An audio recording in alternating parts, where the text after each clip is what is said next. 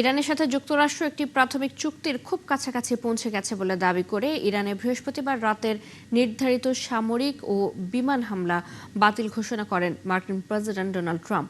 যুদ্ধ বন্ধের লক্ষ্যে চুক্তি নিয়ে আলোচনায় চূড়ান্ত বিষয়গুলো সংশ্লিষ্ট সব পক্ষ অনুমোদন করেছে বলে জানিয়েছেন মার্কিন প্রেসিডেন্ট। তবে যুক্তরাষ্ট্রের সাথে সম্ভাব্য চুক্তির বিষয়ে ইরানের পক্ষ থেকে এখনও আনুষ্ঠানিক কোনো ঘোষণা দেওয়া হয়নি। বিস্তারিত মনিরুজ্জামান বাবুর রিপোর্টে। শেষ মুহূর্তে নিজের পরিকল্পনা থেকে সরে আসলেন যুক্তরাষ্ট্রের প্রেসিডেন্ট ডোনাল্ড ট্রাম্প। টানা তৃতীয় রাতের মতো ইরানে হামলা চালানোর পরিকল্পনা বাতিল করেন মার্কিন প্রেসিডেন্ট। নিজের ট্রুথ সোশ্যালে দেওয়া পোস্টে ট্রাম্প বলেন, ইরানের সঙ্গে যুদ্ধবন্ধের চুক্তি নিয়ে আলোচনায় চূড়ান্ত বিষয়গুলো সব পক্ষ অনুমোদন করেছে। এর পরিপ্রেক্ষিতে তিনি ইরানে খুবই কঠিন হামলার যে হুমকি দিয়েছিলেন সেই পরিকল্পনা স্থগিত করেছেন। পরে হোয়াইট হাউসে সাংবাদিকদের সঙ্গে ট্রাম্প আরও জানান, এই সপ্তাহের শেষে ইউরোপের কোথাও যুক্তরাষ্ট্রের সঙ্গে ইরানের এই চুক্তি সই হতে পারে। যুক্তরাষ্ট্রের পক্ষে সেখানে থাকবেন দেশটির ভাইস প্রেসিডেন্ট জেডি ভ্যান্স। আলোচনার বিষয়টি ইরানের নেতৃত্বের সর্বোচ্চ পর্যায় থেকে অনুমোদন পেয়েছে বলেও জানান ট্রাম্প। আমাদের সঙ্গে ইরানের একটি চুক্তি প্রায় চূড়ান্ত। ইরানের কাছে কখনোই পারমাণবিক অস্ত্র থাকবে না এবং এই চুক্তিটি করার জন্য আমাদের যা কিছু করতে হয়েছে তার মূল উদ্দেশ্যই ছিল এটি। সুতরাং এটি একটি অত্যন্ত গুরুত্বপূর্ণ বিষয়। চুক্তি স্বাক্ষরিত হওয়ার সঙ্গে সঙ্গেই হরমুজ প্রণালীও খুলে দেয়া হবে। ট্রাম্প আরও জানান, এই চুক্তির সঙ্গে যুক্তরাষ্ট্র, ইরান ও মধ্যস্থতাকারী কাতার ছাড়াও ইসরায়েল, সৌদি আরব, সংযুক্ত আরব আমিরাত, তুরস্ক ও মিশরের মতো দেশগুলো জড়িত রয়েছে। তবে যুক্তরাষ্ট্রের সঙ্গে সম্ভাব্য চুক্তির বিষয়ে ইরানের পক্ষ থেকে এখনও আনুষ্ঠানিক কোনো ঘোষণা দেওয়া হয়নি। আর ইরানের সংবাদ সংস্থা তাসনিম নিউজ ট্রাম্পের এমন ঘোষণা নাকচ করে বলেছেন, মার্কিন প্রেসিডেন্ট এর আগেও এমন ঘোষণা দিয়েছিলেন, কিন্তু তাতে কোনো ফল হয়নি। এদিকে ইরানের পররাষ্ট্র মন্ত্রণালয়ের মুখপাত্র ইসমাইল বাঘাই বলেছেন, সমঝোতা স্মারকের বেশিরভাগ অংশ ইতিমধ্যেই চূড়ান্ত করা হয়েছিল, কিন্তু যুক্তরাষ্ট্র অতিরিক্ত দাবি করেছে এবং নতুন অনুরোধ যোগ করেছে। তিনি আরও জোর দিয়ে বলেন, দেশটি তার রেড লাইন থেকে সরে আসবে না। মনিরুজ্জামান বাবু, ৭১। লেবাননের দক্ষিণাঞ্চলে ইসরায়েলি বিমান ও ড্রোন হামলায় অন্তত ১৬ জন নিহত এবং বহু মানুষ আহত হয়েছেন। স্থানীয় সংবাদ মাধ্যমে বরাতে জানা গেছে, সবচেয়ে প্রাণঘাতী হামলাটি হয় দক্ষিণের শহর টাইডে। একটি আবাসিক এলাকার হামলায় ৮ জন নিহত এবং ৩২ জন আহত হন। লেবাননের স্বাস্থ্য কর্তৃপক্ষ জানিয়েছে, মার্চের শুরু থেকে ৯ জুন পর্যন্ত ইসরায়েলি হামলায় প্রাণ হারিয়েছেন ৩,৬০০ শতাধিক মানুষ। যদিও ৩ জুন যুক্তরাষ্ট্রের মধ্যস্থতায় যুদ্ধবিরতি কার্যকর হয়, তবুও সীমান্তে উত্তেজনা থামেনি। এদিকে হিজবুল্লাহ জানিয়েছে, দক্ষিণ সীমান্তে অগ্রসর হওয়া ইসরায়েলি বাহিনীকে লক্ষ্য করে রকেট হামলা চালানো হয়েছে। একই সাথে লেবাননের প্রেসিডেন্ট জোসেফ আউন সংঘাত বন্ধে দখলকৃত এলাকা থেকে ইসরায়েলি সেনা প্রত্যাহারের আহ্বান জানিয়েছেন।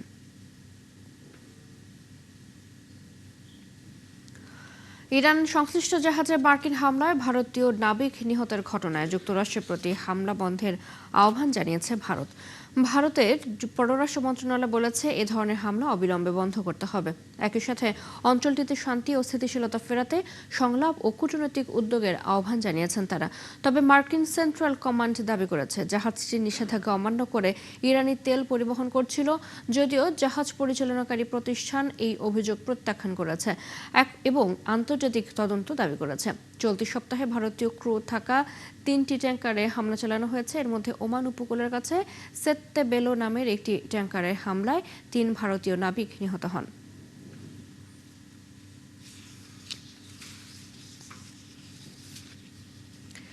ইরানের অন্যতম গুরুত্বপূর্ণ বন্দর নগরী বন্দর আব্বাস। সেখানে আছে দেশটির অন্যতম নৌবন্দর, আইআরজিসির নৌবাহিনীর প্রধান কার্যালয়, এমনকি হরমুজ প্রণালী নিয়ন্ত্রণের মূল কেন্দ্রবিন্দুও এই অঞ্চল। তাই যুদ্ধবিরতির পর থেকে এখানেই সবচেয়ে বেশি হামলা চালিয়েছে যুক্তরাষ্ট্র।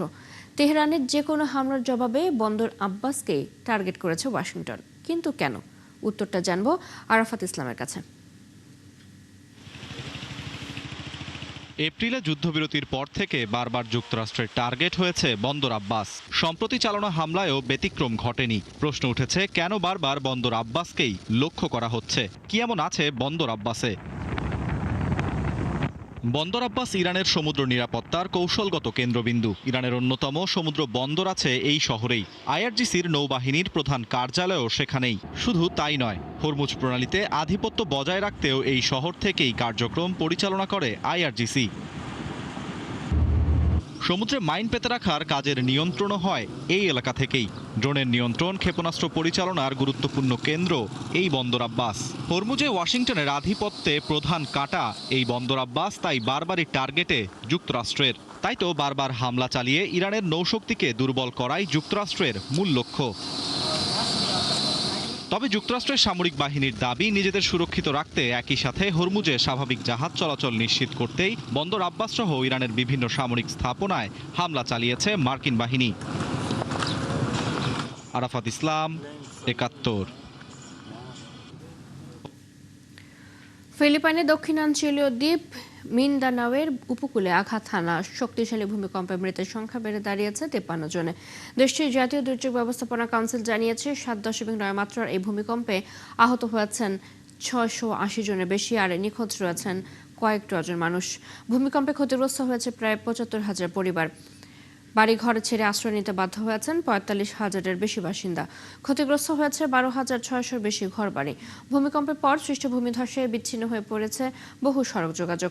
উদ্ধার তৎপরতার পাশাপাশি এখন চলছে ধ্বংসস্তূপ অপসারণ এবং ক্ষয়ক্ষতির হিসাব। সবচেয়ে বেশি ক্ষতিগ্রস্ত সারাঙ্গারি প্রদেশে অনেক পরিবার তাদের ভেঙে পড়া ঘরবাড়ির ধ্বংসাবশেষ থেকে প্রয়োজনীয় জিনিসপত্র উদ্ধারের চেষ্টা করছেন।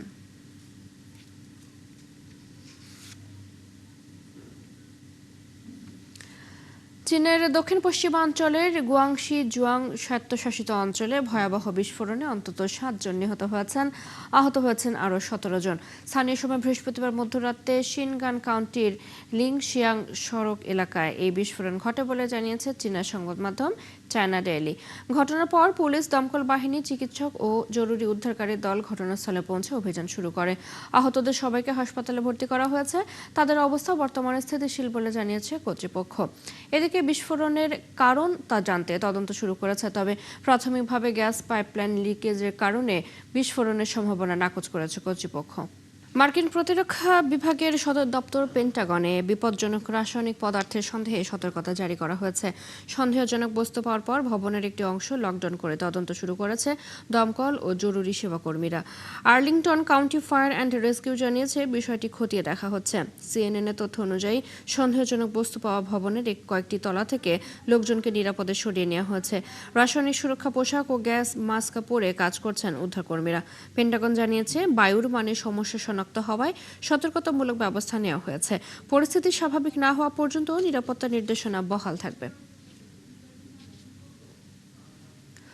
উত্তর আয়ারল্যান্ডের রাজধানী বেলফাস্টে অভিবাসী বিরোধী সহিংস বিক্ষোভের মধ্যে ৩টি বাংলাদেশি পরিবারের বাড়িতে হামলা ও ভাঙচুরের ঘটনা ঘটেছে। মঙ্গলবার রাতে উত্তর বেলফাস্টের টাইগার বে এলাকায় মুখোশধারী বিক্ষোভকারীরা অভিবাসীদের কয়েকটি বাড়ি লক্ষ্য করে হামলা চালায়। আতঙ্কিত পরিবারগুলোর সদস্যদের পুলিশ উদ্ধার করে নিরাপদ স্থানে সরিয়ে নেয়। বর্তমানে ৩ পরিবারের ১১ জন সদস্য অস্থায়ী আবাসনে রয়েছেন। ক্ষতিগ্রস্তরা জানান, হামলার কারণে তারা এখনও বাড়িতে ফিরতে পারেননি এবং ব্যবসা প্রতিষ্ঠানও খুলতে পারছেন না। এদিকে ছুরিকাঘাতের একটি ঘটনাকে কেন্দ্র করে শুরু হওয়া সহিংসতায় বিভিন্ন এলাকায় বাড়িঘর, যানবাহন ও ব্যবসা প্রতিষ্ঠানে হামলা ও অগ্নিসংযোগের ঘটনা ঘটেছে। পরিস্থিতি নিয়ন্ত্রণে অতিরিক্ত পুলিশ মোতায়েন করা হয়েছে এবং রাজনৈতিক নেতারা শান্ত থাকার আহ্বান জানিয়েছেন।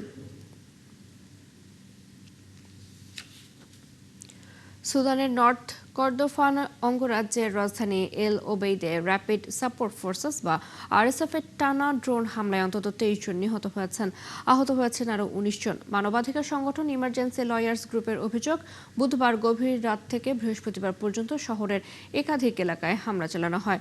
নিহতদের জানাজা ও দাফনের জন্য কবরস্থানেও ড্রোন হামলার অভিযোগ উঠেছে। সংগঠনটি বলছে, আবাসিক এলাকা ও বেসামরিক স্থাপনাকে লক্ষ্য করে এসব হামলা চালানো হয়েছে। তবে অভিযোগের বিষয়ে এখনও আরএসএফ বা সুদানের কর্তৃপক্ষ কোনো মন্তব্য করেনি। ২০২৩ সালের এপ্রিল থেকে সেনাবাহিনী ও আরএসএফ এর সংঘাতে সুদান ভয়াবহ মানবিক সংকটে পড়েছে। জাতিসংঘের তথ্য অনুযায়ী এই সংঘাতে লাখো মানুষ নিহত এবং প্রায় ১,৩০,০০,০০০ মানুষ বাস্তুচ্যুত হয়েছে। ধর্মীয় ইতিহাস ও স্থাপত্যের এক অনন্য মুহূর্তের সাক্ষী হল স্পেনের বার্সেলোনা।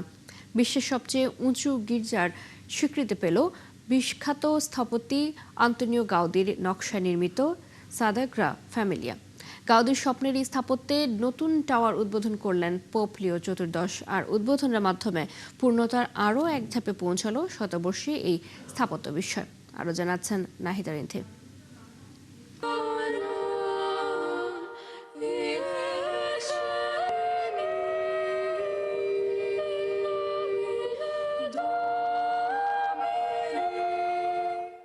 এদিকে উদ্বোধন উপলক্ষে গির্জার ভেতরে ও বাইরে আয়োজন করা হয় বিশেষ নাহিদা রিন্থি, ৭১। স্পেনে নবগঠিত কাতালোনিয়া বিএনপির আয়োজনে শহীদ রাষ্ট্রপতি জিয়াউর রহমানের ৪৫তম শাহাদাত বার্ষিকী উপলক্ষে আলোচনা সভা ও দোয়া মাহফিল অনুষ্ঠিত হয়েছে। অনুষ্ঠানে দলীয় নেতাকর্মীরা শহীদ জিয়ার রাজনৈতিক আদর্শ, দেশপ্রেম এবং বহুদলীয় গণতন্ত্র প্রতিষ্ঠায় তার অবদানের কথা স্মরণ করেন।